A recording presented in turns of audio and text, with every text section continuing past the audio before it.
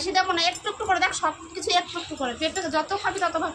অঙ্কিতা পেঁপে খাওয়া ভালো তো? হ্যাঁ, কেন ভালো না? তোমার যতই খাবে না কিছু না। শুভরাত্রি, শুভরাত্রি। আমি রাত থেকে শুরু করেছি ব্লগটা, তাই শুভরাত্রির সকালবেলা গুড মর্নিংটা বলছি, দাঁড়াও সকাল হতে দাও। তো রাতে আমি কাজ করছিলাম, কাজ বাজ করে মানে সবজি কাটবো। আমার মেয়েকে থামলে বুঝতেই পেরেছে, আমার মেয়ে খাওয়া নিয়ে প্রচণ্ড জ্বালায়, খেতে চায় না। তো আমি রাত্রে মেশিনে কাজ করতে করতে মেশিনটা খারাপ হয়ে গেছিলো, ওটা সারাতে দিয়ে এসে সবজি কাটতে বসে গেছি। আর এখানে কি কি সবজি কাটছি আর আমার মেয়ে খেতে চায় না, তার জন্য কিভাবে সবজি কেটে কিভাবে রান্না করি সেটা তোমাদেরকে দেখাচ্ছি। আর সবাই কেমন আছে? রেবা হালদার ব্লগে সবাইকে স্বাগতম। আর আমি দেখো রাতে কাজ করতে করতে মেশিন সারাতে দিয়ে এসে সবজিটা কাটছি, আবার দিয়ে আবার মেশিনটা আনতে চলে গেছি। দেখো রাত্রির তখন অনেক রাত হয়ে গেছিলো, পুরো চারদিকে অন্ধকার। তো মেশিনটা এনে আমি আবার টাইম দেখছিলাম কটা বাজে, তাও টাইম দেখছি 10টা 10 হয়ে গেছে। তো সবজিটা মানে অর্ধেক কেটে আবার কাটতে শুরু করেছি, মেশিন বসিয়ে রেখে আবার সবজি কাটছে। আমার মেয়ে খাবে না দেখো, তার জন্য এইটুকুনি পেঁপে দিয়েছি আর এইটুকুনি দেবো, বেশি দেবো না, একটু একটু করে দেখ, সব কিছু একটু একটু করে। পেঁপে যত খাবি তত ভালো। অঙ্কিতা পেঁপে খাওয়া ভালো তো? হ্যাঁ, কেন ভালো না? তোমার যতই খাবে না কিছু না। পেঁপেটা আগে কিছুটা দিয়েছি, আবার একটু দিচ্ছিলাম বলে ওরকম করছিল, পেঁপে খেতে চায় না, একদমই খেতে চায় না। তা আমিও তো সেরকম, আমি ছোটো ছোটো করে একবারে কুচি কুচি করে কেটে দিয়েছি। কুকারে দেবো, একবারে সিদ্ধ হয়ে গলে ঘ্যাট হয়ে যাবে, খাবে না, মানে খেতে তো হবেই। আর হাবিজাবি খাবারটা একটু কমই দিয়ে আমি সকালবেলা হাবিজাবি খাবারের জায়গায় এরকম এগুলো দিই। দেখো কী কী: পুঁই শাক, আলু, কুমড়ো, বরবটি, তারপরে ঘিয়া করলা, এদিকে কুঁদরি, আর এদিকে হচ্ছে পেঁপে, আর এদিকে হচ্ছে ডাল ফালগুলো। এগুলো দিয়ে আমি রাতে সব জোগাড় করে রেখে দিয়েছি। তো সকালবেলা এগুলো রান্না করে দেবো, দেখতে থাকো।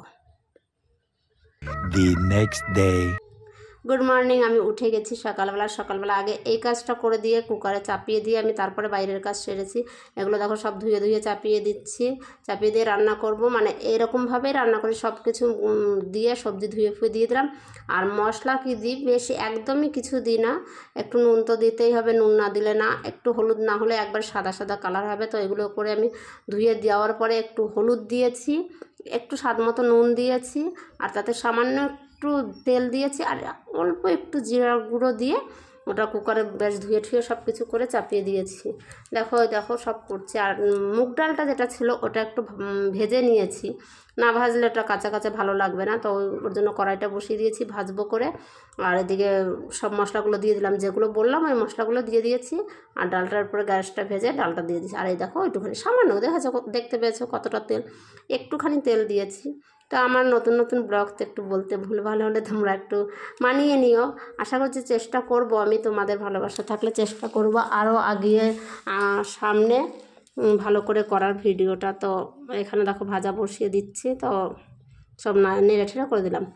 আর আমার ব্লগে, আমার চ্যানেলে সবাই একটু সাপোর্ট করো, যারা নতুন আছো তারা সাবস্ক্রাইব করে দিও, আর যারা পুরনো আছো তারা অনেক অনেক, তাদেরকে অনেক অনেক ধন্যবাদ। আমি ঠিক করে বলতে পারছি না, আস্তে আস্তে হবে, তেমন তো ব্লগ এখনও করে পারিনি, কিন্তু তোমাদের ভালোবাসা থাকলে অবশ্যই আস্তে আস্তে পারবো। তো এটা চাপিয়ে দিয়ে আমি আবার বাইরের কাজেগুলো করে, মানে ডাল ফাল ভেজে দিয়ে আবার বাইরের কাজে চলে গেছি। বাইরের কাজ টাজ করে আবার তো জানোই আমি একটু বাইরে কাজ করি, মানে ব্যাগের কাজ করি। তো ওখানে আবার ঘরের কাজ সেরে চলে যাবো ওইখানের কাজ করতে। আমার মেয়েদের এত জ্বালানি আর ভালো লাগে না খাওয়ার জন্য। যদি খেতেও, ছোটো মেয়ে যেমন একটু তেমন একটু জ্বালায় না, একটু কমে জ্বালায়। বড় মেয়েটা এত জ্বালায়, ওর জন্য যত আমার খাওয়া দাওয়ার সব কিছু নিয়ে আমার একটু বেশি সমস্যায়, খেতেই চায় না কোনো কিছুই খেতে। আর সবজি ভিটামিন জিনিস, সেটা যদি না খায় তাহলে কী করে হবে। তো আমি চাপিয়ে দিয়ে এসে বাইরের কাজগুলো সেরে নিচ্ছি। ওদিকে খিচুড়িটা কিন্তু হচ্ছে, ওগুলো খিচুড়িটা হবে। আর এই সময়টায় মানে সবাই ঘুমাচ্ছিল আমাদের বাড়ি, এখনও কেউ উঠে পারেনি, আমার মেয়েরাও উঠে পারেনি। তো ওরা পরে উঠেছে, আর আমি বাইরের কাজগুলো সেরে চলে এসেছি। চা আর মুড়ি খাবো শুধু, আর আজকে আর কিছু খাবো না। আর এদিকে খিচুড়িটা বসানো আছে, এখনও হচ্ছে, হয়ে পারেনি। গ্যাসটা কমিয়ে দিয়েছি, গ্যাসটা বাড়িয়ে দিলে কী হয়, কুকারের সিটি যখন পড়ে না পুরো গ্যাসটা খারাপ হয়ে যায়। অন্য গ্যাসটা কমানো আছে, আস্তে আস্তেই হচ্ছে।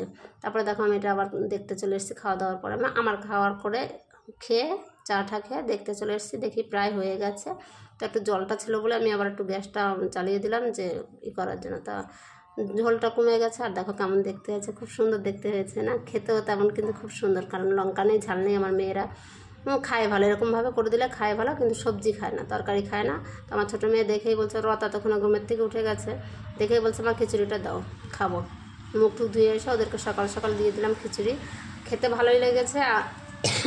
আমার মেয়ের কাছে শুনে নেবে যে কেমন হয়েছে খেতে। আমার মেয়ে খাচ্ছিলো, খুব ভালো করে মজা করে খাচ্ছিলো, ছোটো মেয়ে বেশি, ওর কোনো সমস্যা নেই। বড় মেয়ে বলছে হ্যাঁ ভালোই হয়েছে, ও জ্বালাচ্ছিলো বেশি, তো ওই বলছে যে না ঠিকই আছে, মানে রোজই খায়, তো আজকেরটা বলছিল একটু ভালোই হয়েছে। তো দেখো কত সুন্দর কালার হয়েছে। যে বাচ্চারা খাবে না তাদের জন্য কিন্তু এটা খুব ভিটামিনযুক্ত খাবার, আর তেল মশলার কোনো কিছু না, এটা প্রতিদিন খাওয়ানো ভালো, স্বাস্থ্যের পক্ষে খুব ভালো। যে বাচ্চারা খায় না সবজি তাদের জন্য এটা ভালো কিন্তু। তো দেখো হয়েছে রেডি, আমার খিচুড়ি রেডি, দেখতে পাচ্ছ খিচুড়ি রেডি হয়ে গেছে কিন্তু। কেমন হয়েছে? খেয়ে দেখ, মুখেই শোনো। এই বড় মেয়েই বেশি জ্বালায় আমার, খাওয়া নেই আর কিছু না, আর চেহারাটাও সেরকম, খেতে ভালো হয়েছে, এরকম লাগছে খুব। খেতে কেমন হয়েছে খিচুড়ি? তোমরা ভালো থেকো, টাটা বাই।